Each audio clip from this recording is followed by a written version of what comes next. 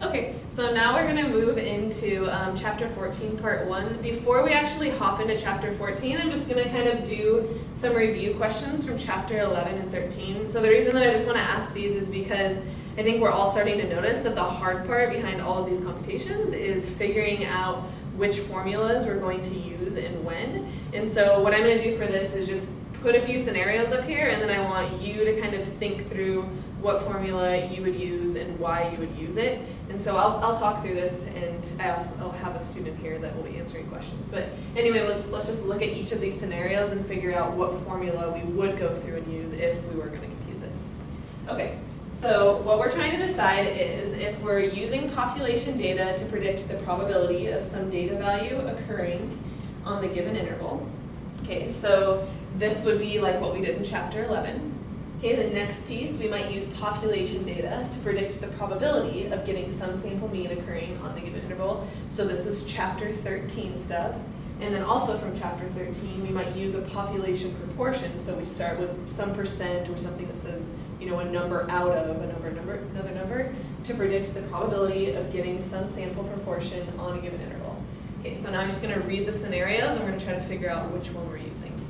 Okay, so the first scenario says, the American Red Cross reports that 45% of Americans have blood type 0. We plan to take a random sample of 1,000 medical records. What is the probability that no more than 42% of the individuals in our sample would have a blood type O? Okay, so here we don't have to actually do any of the calculations. We just want to figure out which piece we're actually doing. So what would you guess for this? Keywords, we have 45% of Is it above the C?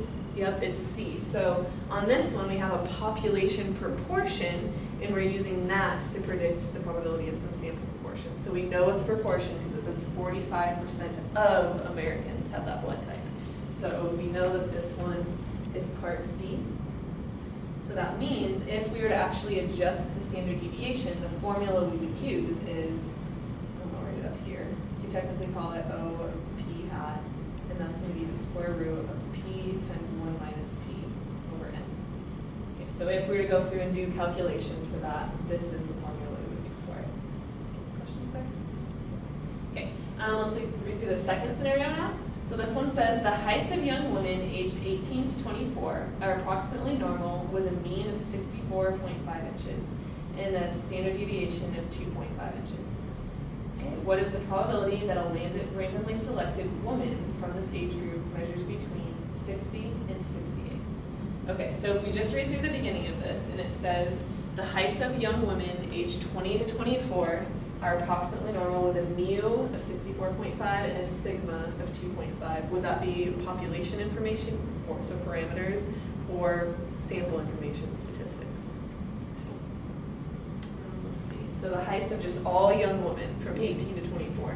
Oh, that's going to be the parameter population. Yep, so this is population data. We were kind of clued in because it says mu and sigma, but also just because it says in general the heights of young women. Okay, and then if we were to go through and do calculations, notice that, let's see, what is the probability that a randomly selected woman from this age group measures between 60 and 68? Okay, did I say anything about pulling a sample in here?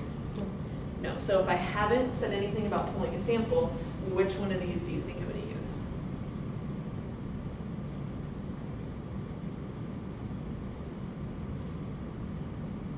A. Yep, so on this one it would be A, because I started with population data, and I predicted the probability of some data value, which in this case would be women, but I said nothing about pulling out a sample at all. So that would be A, and that's kind of what we did, or is what we did in Chapter 11. So this would be A, and here our standard deviation would simply just be our sigma. So we wouldn't be adjusting it or doing anything with it at all. Questions?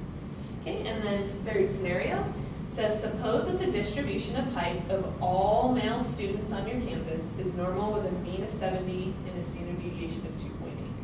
If we choose 4 students at random, what is the probability the mean height of the sample will be between 69 and 71?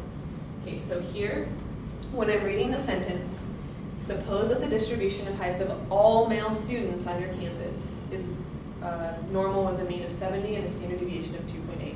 Is that population information, so a parameter, or sample information? This population. Yep, this is population, all males. Okay, so we know we're starting with population information.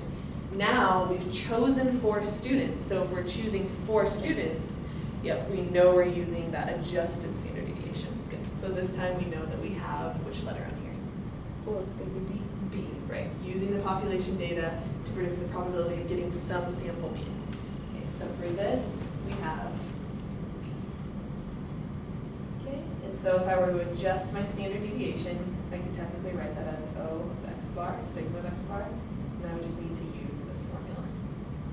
Okay, so we won't actually go through and do the calculations, but I just wanted to give a chance to kind of think about what's going on in each one of these scenarios, since I noticed people were struggling on figuring out what to use in when. Stop this and then restart it. Okay.